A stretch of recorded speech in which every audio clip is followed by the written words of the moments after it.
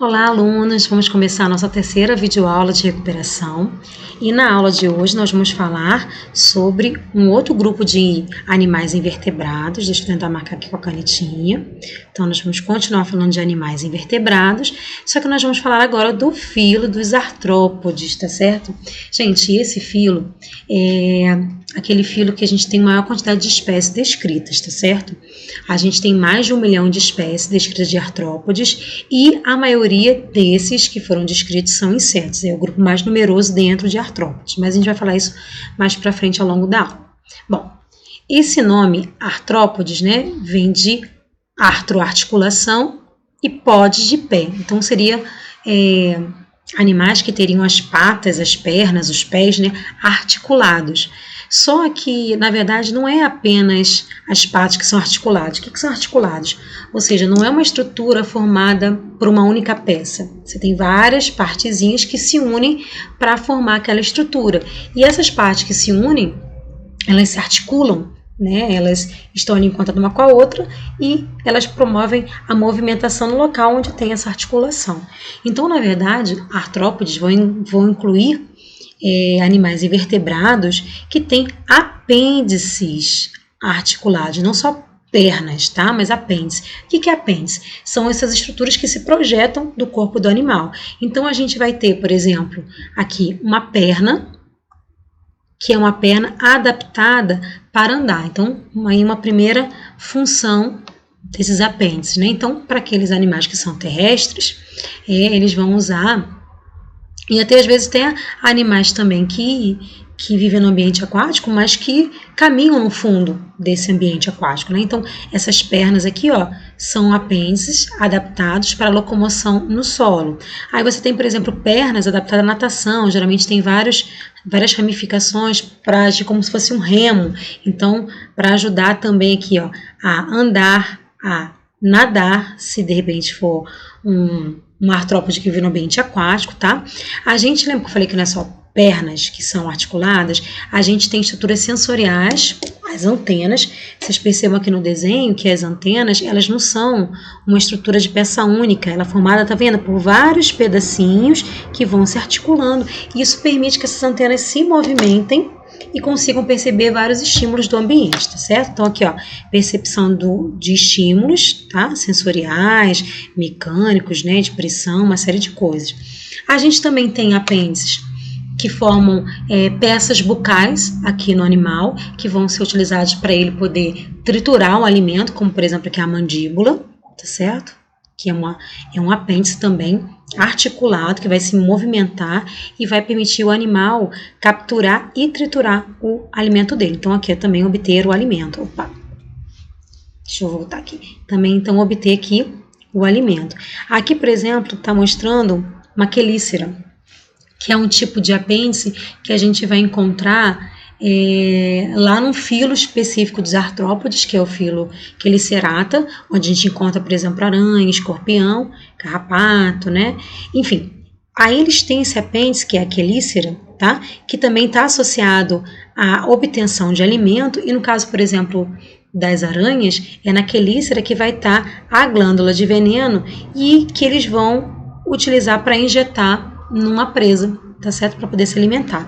E alguns apêndices vão ser utilizados para cópula, de repente para colocar pelo macho, por exemplo, para colocar um pacotinho de esperma dentro de um poro genital de uma fêmea, tá? Então, esses apêndices articulados, eles têm uma série de funções, e esse nome de artrópodes deriva dessas estruturas, tá? Dessas estruturas que se projetam do corpo, que são formadas por várias partezinhas que estão unidas e facilitam uma amplitude maior de movimentos desses animais.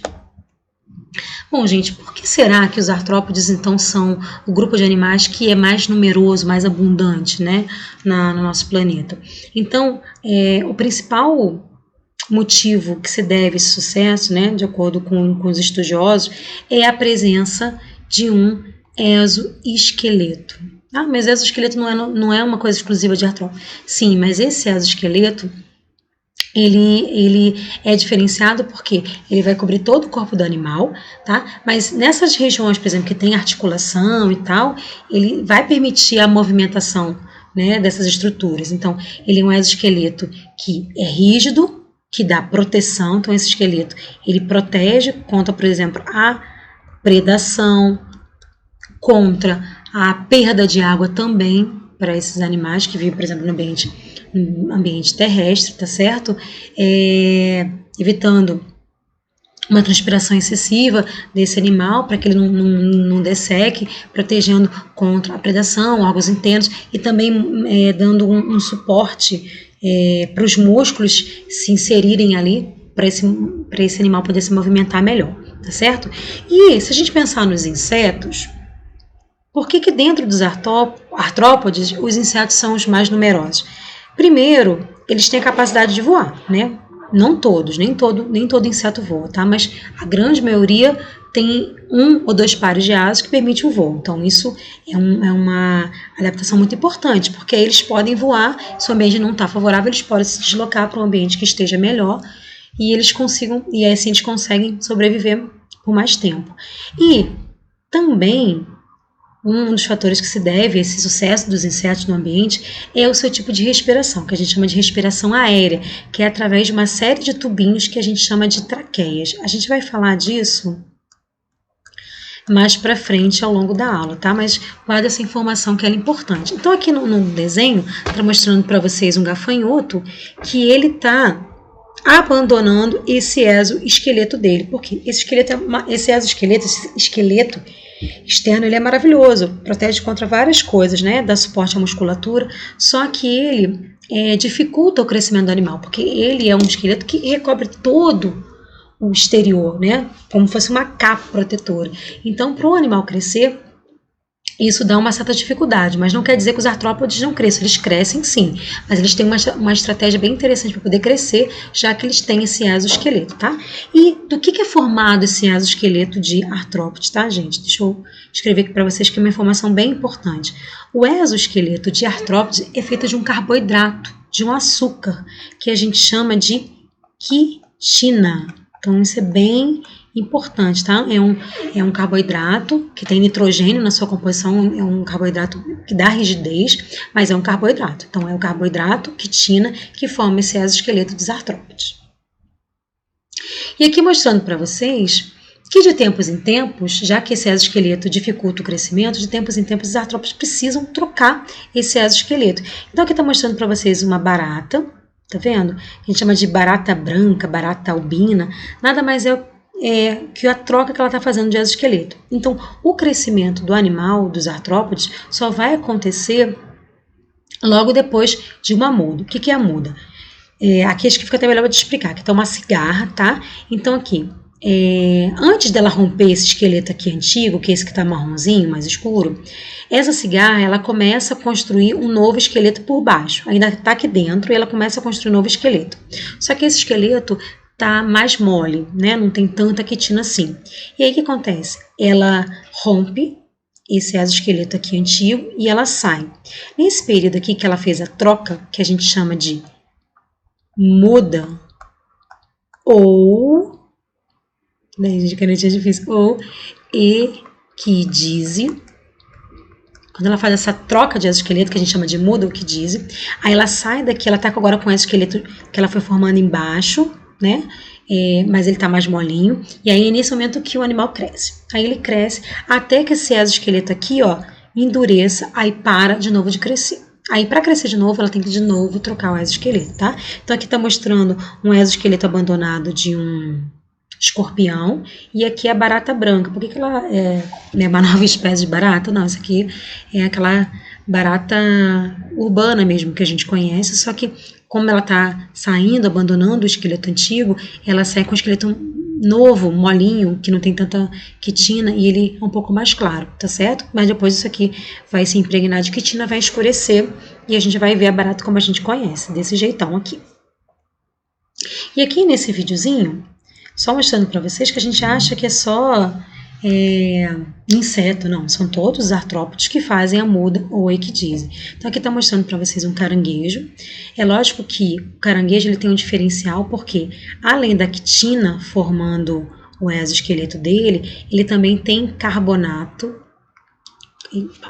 ele também tem carbonato de cálcio, e por isso que fica um pouco mais rígido, tá bom? Mas é esqueleto também. Então, nesse vídeo que está hiper acelerado, para mostrar para vocês, ó, um caranguejo abandonando o exoesqueleto antigo, agora é o momento que ele vai crescer. Então, é típico a gente ver um gráfico de crescimento de artrópodes mostrando o tamanho aqui do animal. Então aqui no eixo a gente tem o tamanho do animal e aqui a gente tem o tempo passando. E aqui está mostrando em verde a linha de crescimento dos artrópodes e dos outros animais. Então, em geral, o que acontece, né?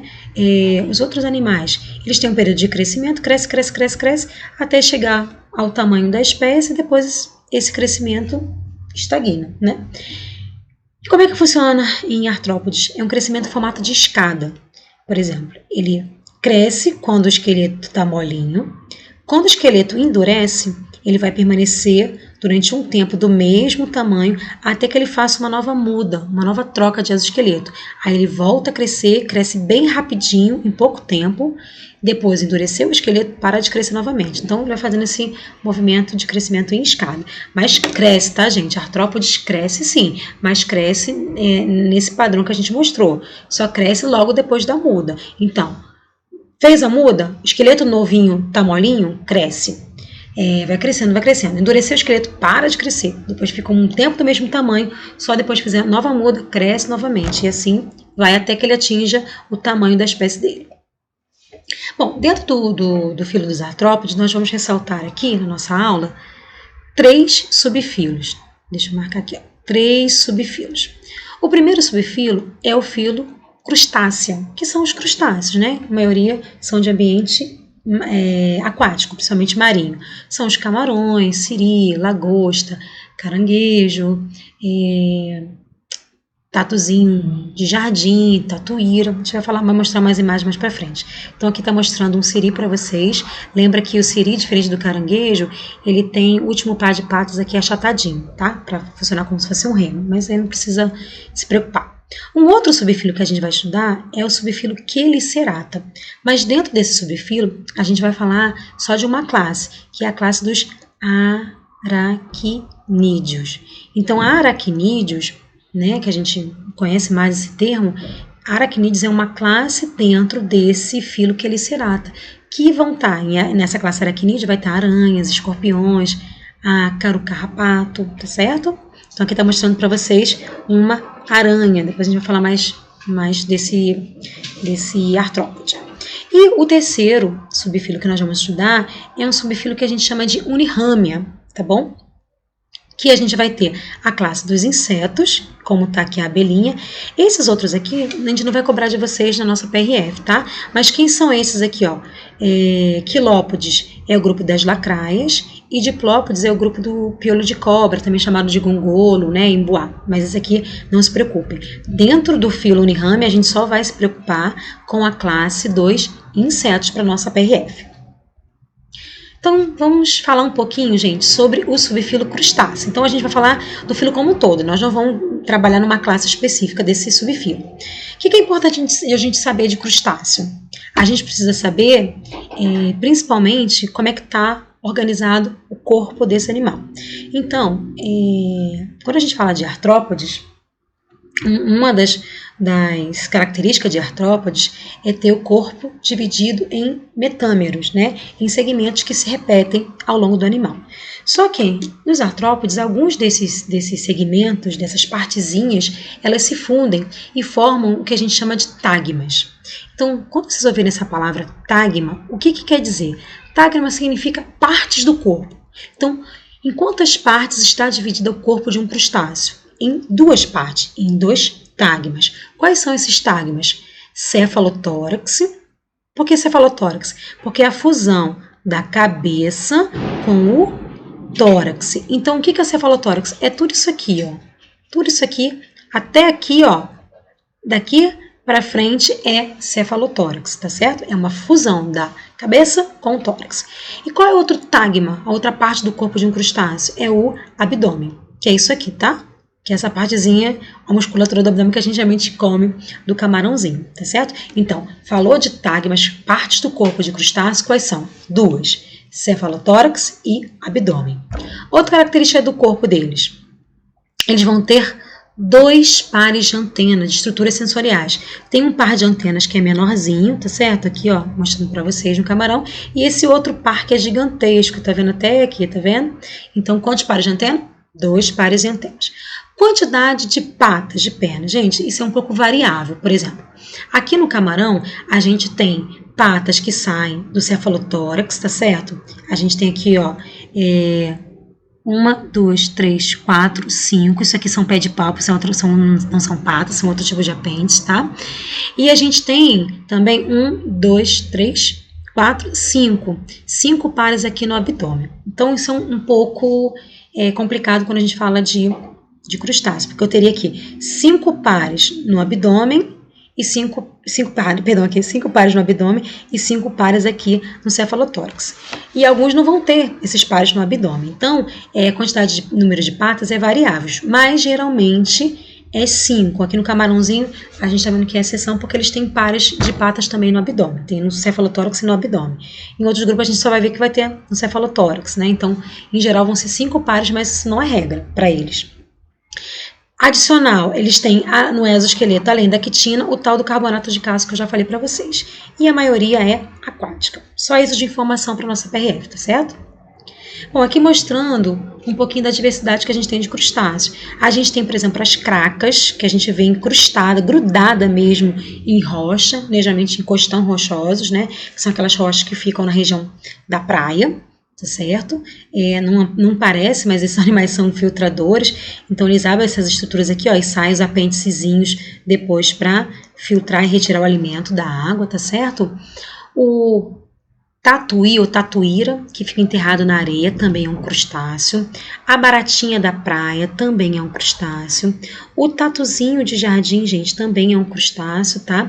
Ele é uma das exceções, a gente tem a maioria aquática, ou vivendo, por exemplo, em regiões que está sempre sendo abastecida com água, mas ele não, ele já é de ambiente terrestre, mas tem que ter umidade, né, nesse ambiente terrestre. E aqui uma lagosta. Todos esses são exemplos de crustáceos.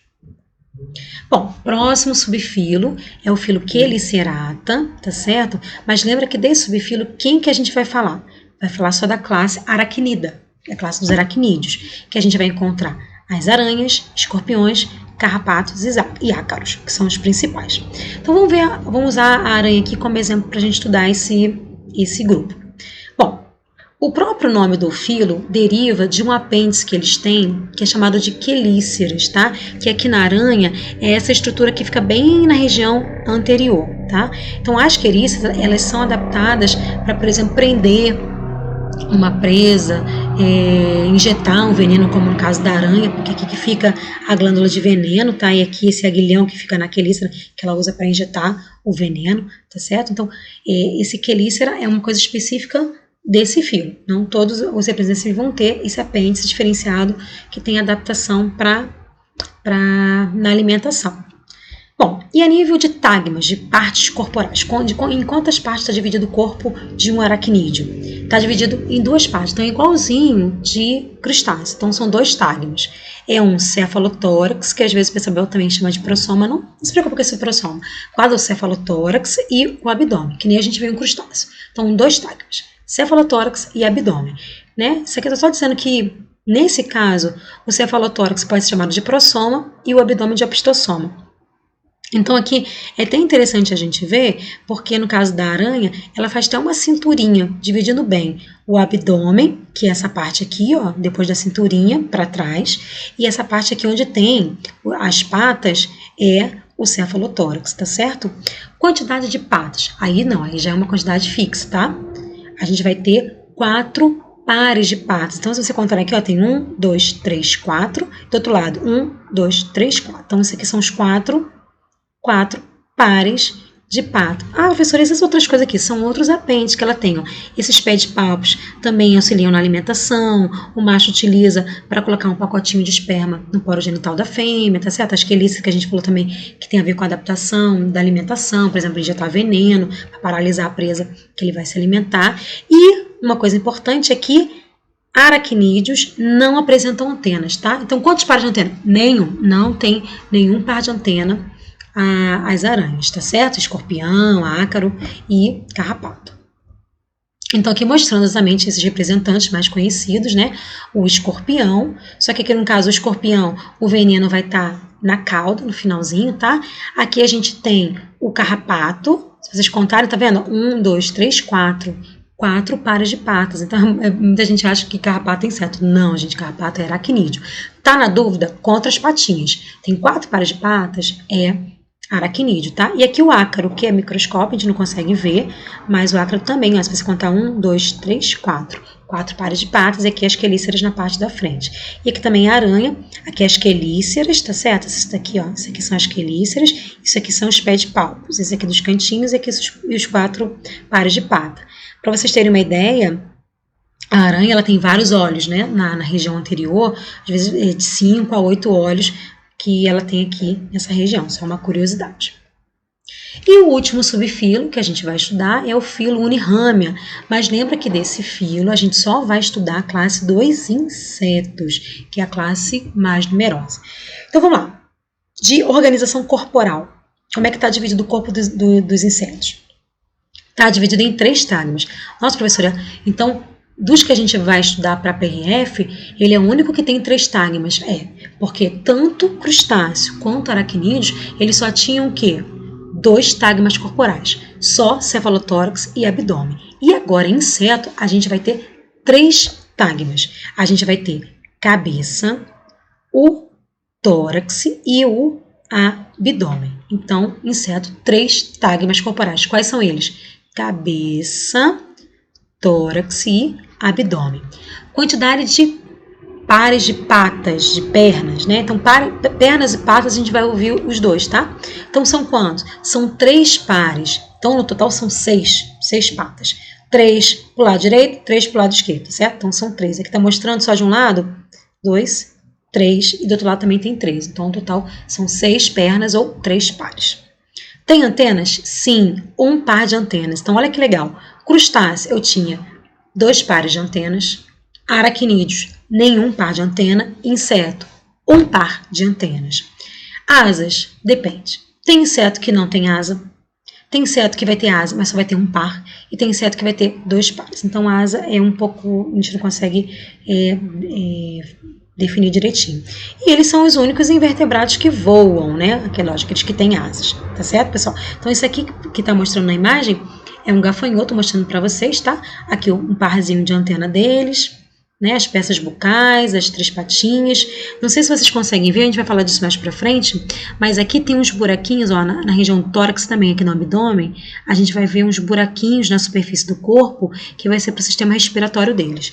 Esses buraquinhos a gente chama de espiráculos, mas guarda que a gente vai falar isso mais pra frente na aula. E, gente, aqui só para mostrar a diversidade que a gente tem de inseto. Vou falar bem rapidinho para a gente não se prolongar muito nisso, né? Então, aqui a gente tem, por exemplo, um percevejo, a gente tem uma esperança, né? Que tem essas atas parecendo uma folhinha. A gente tem o vagalume, que produz luz, né? Tem uma reação ali na região final do abdômen e produz luz, né? Que a gente chama de bioluminescência, porque é um ser vivo que produz luz ali.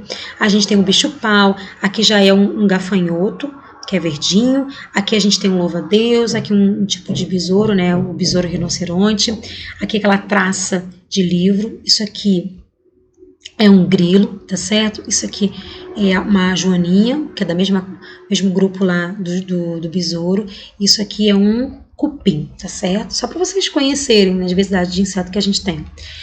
Aqui a gente tem, por exemplo, uma pulga, tá? Aqui, né? É ectoparasita de vários animais. Esse aqui é o piolho, embora muita gente ache que piolho não tem asa, tá, gente? A gente fala assim, piolho voou. O piolho voa porque ele é leve e o vento acaba, né, pode acabar levando, mas ele não tem asa para poder ter voo próprio. Isso aqui é uma vespa, tá? Muita gente tem dificuldade para diferenciar uma vespa de uma abelha, mas uma coisa bem marcante aqui na vespa é a cinturinha dela, que é bem mais fininha, e ela tem uma quantidade bem menor de pelos do que, por exemplo, tem uma abelha. Então aqui tá vendo, ó, vários pelinhos aqui da abelha, e a abelha não tem essa cinturinha tão acentuada quanto a de vespa. Isso aqui é um mosquito, é um Aedes aegypti, né, que é o transmissor de febre amarela, dengue, chikungunya, zika, né? Que é uma mosca, isso aqui é uma cigarra, isso aqui é uma libélula, tá certo? Então chamada de lavadeira, né? É uma borboleta, uma formiga, uma barata. Isso aqui, gente, o pessoal geralmente chama de traça de parede, mas pasmem vocês, né? Que a gente chama de traça de parede, que fica grudadinho. Então tá mostrando aqui o animal dentro desse casulozinho. Isso aqui nada mais é do que a fase larvar de uma mariposa, tá certo? Então essa larva, essa traça de parede, que fica presa, a gente vê presa na parede, nada mais é do que a fase juvenil, a fase de larva de uma mariposa. Depois ela vai se transformar e vai virar uma mariposa, né, que a gente vai ver geralmente durante a noite, porque ela tem hábitos noturnos. Bom, a nível de fisiologia, gente, o que a gente vai cobrar de vocês? Somente dois sistemas dentro de artrópodes, o respiratório e o excretor. Então vamos falar primeiro do sistema respiratório. Como é que esses animais eles adquirem o oxigênio da atmosfera e eliminam o gás carbônico? Então vamos primeiro falar do primeiro grupo, que é o grupo dos crustáceos. Então, como a maioria vive no ambiente aquático ou que tem água próximo, eles vão ter respiração branquial. O que é isso? Eles vão ter umas projeções aqui do corpo, que são as brânquias, tá certo? E essas brânquias, quando a água passar, vai retirar o gás oxigênio, tá certo? Então, respiração branquial para os crustáceos. Aqui mostrando exatamente o fluxo água passando, tá certo? E aí, no momento que passar por essas brânquias, o gás, o oxigênio vai ser retido, o gás carbônico vai ser eliminado.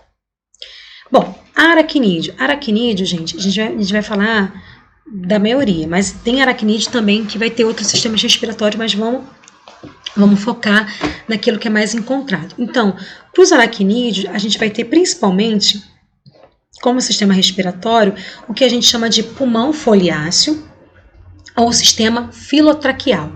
Então, filotraqueal. O que é isso, né? Aqui está mostrando uma aranha, né? Não sei se o desenho não estava favorecendo muito bem, mas aqui está mostrando a região do abdômen da aranha. Então, é no abdômen que fica esse pulmão foliáceo ou filotraqueia. O que é isso? Lá dentro do abdômen da aranha vai ter uma estrutura como se fosse várias folhinhas dobradas, tá? Então, é uma estrutura assim, ó, que faz várias dobras. Pulmão foliáceo, porque parece um monte de folhinha, tá? Então, essa estrutura aqui que é a estrutura respiratória. Então, os capilares do sistema cardiovascular vão estar passando aqui, ó, por aqui, e nesse momento que o gás oxigênio vai ser capturado. Então, existe um poro, uma abertura, deixa eu ver que a canetinha aqui tá, não tá me ajudando. Então, existe um poro, uma aberturazinha aqui, ó, no abdômen, e é por esse poro que o ar vai entrar. Aí o ar vai entrar por aqui, vai passar por essas lâminas, por esse pulmão foliáceo, e aqui vai estar passando o sistema cardiovascular, e aí vai ter a troca de gases com o ambiente, tá certo? Vai pegar o oxigênio e vai eliminar o gás carbônico. Então, nesses dois sistemas que a gente viu, tanto no pulmão foliáceo quanto lá no branquial, que é o de crustáceo, a gente viu que o sistema respiratório está conectado com o sistema cardiovascular, para depois transportar o oxigênio para o corpo desse animal. E aí, o último sistema respiratório é o que a gente vai encontrar nos insetos, tá? É lógico que a gente vai encontrar em outros artrópodes também, mas vamos focar, né, só por enquanto para o inseto, que é o sistema que a gente chama de sistema traqueal, que é um dos responsáveis pelo sucesso desse grupo, tá, gente? O que é esse sistema traqueal? A gente vai ver que ao longo do corpo, na superfície externa do corpo de um inseto, existem vários buraquinhos que a gente chama de espiráculos, tá certo? E esses buraquinhos, aqui tá dando um zoom, ó. Esses buraquinhos, eles vão dar acesso a um sistema, uma rede de tubos, que a gente chama esses tubos de traqueias. Então, esses tubos são chamados de traqueias. E essas traqueias, elas se ramificam muito, se dividem muito dentro do corpo do animal. E a gente vai ter sempre uma traqueia chegando em todas as células desse animal. E qual que é a vantagem do sistema traqueal? O ar vai entrar por aqui, pelo buraquinho, pelo espiráculo, e depois vai se distribuir ao longo dessas traqueias, desses tubinhos, e vai chegar em cada célula. Ou seja, o sistema traqueal é um sistema respiratório que é independente do sistema cardiovascular. Ele não precisa da hemolinfa para ficar distribuindo, né, o gás oxigênio para as células. E é por isso que a gente vê insetos com um metabolismo bem acelerado, voando intensamente, porque o gás oxigênio que é necessário para esses insetos terem energia está chegando diretamente pela célula. Não precisa do sistema cardiovascular para estar distribuindo esses gases, tá certo? Então, da mesma forma que o ar entra e o oxigênio chega diretamente aqui nas células, o gás carbônico produzido também já sai diretamente por esse buraco e é eliminado para o meio externo, tá? Por isso que esse sistema traqueal deu uma série de vantagens para esses insetos e é um dos fatores responsáveis pelo sucesso desse grupo no ambiente em que eles vivem. Então, nosso último assunto de artrópodes vai ser o sistema excretor. Então, vamos falar desses 3 grupos que a gente está estudando, como é que esses animais excretam, eliminam do corpo suas excretas nitrogenadas, né? Então, vamos falar aqui dos aracnídeos primeiro. Os aracnídeos, eles vão eliminar, né, suas excretas, né? Como é que eles vão fazer o xixi? Eles vão fazer através do que a gente chama de glândula coxal, né? É como se fosse realmente um tubo que vai recolher as excretas do corpo do animal, tá certo? Então tá aqui, ó. Imagina que as excretas estão aqui na hemolinfa, tá certo? Eles vão recolhendo essas excretas e aí a abertura dessa glândula, que é como se fosse um tubo nessa glândula coxal, né? A abertura desse tubo para o exterior se abre aqui, ó, na base das pernas, como se fosse na base das coxas. Por isso que é glândulas coxais, tá certo? Então, glândula coxal é a forma, então, dos aracnídeos eliminarem as suas excretas. Então, aqui, glândulas coxais. Se for crustáceo, vai ser a mesma coisa, vai ser uma glândula que é um tubo, na verdade, tá bom? Que vai recolher também as excretas do corpo do animal, e a abertura dessa glândula, ela vai se abrir na base da antena. Então, por isso que é chamada de glândulas antenais ou glândulas verdes, devido à sua coloração, que é esverdeada, tá certo? Então, glândulas antenais ou glândulas verdes vai ser a forma dos crustáceos eliminarem suas excretas, de fazer o seu xixi. Enquanto que os aracnídeos vão ter as glândulas coxais para fazer isso. E por fim, como é que os insetos fazem a sua excreção? Como é que eles eliminam suas excretas nitrogenadas? Através de tubos, que a gente chama de túbulos de Malpighi, ou Malpighi, tanto faz a pronúncia. Como é que funciona?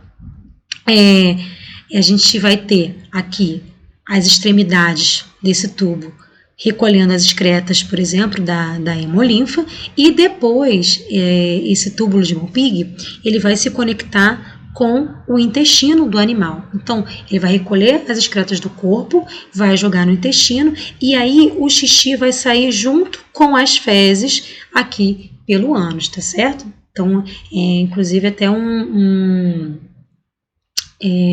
estrutura mais seca, né? Não é um xixi tão úmido porque tem muita absorção de água. Então, vai sair o xixi e o cocô junto, tá bom? Então, túbulos de Malpighi são uma forma desses artrópodes, né, insetos, se desfazerem das suas excretas nitrogenadas, tá certo? Então, remove do corpo, joga no túbulo de Malpighi. O túbulo de Malpighi tem conexão com o intestino, joga as excretas no intestino e essas excretas saem junto com as fezes pelo ânus do animal.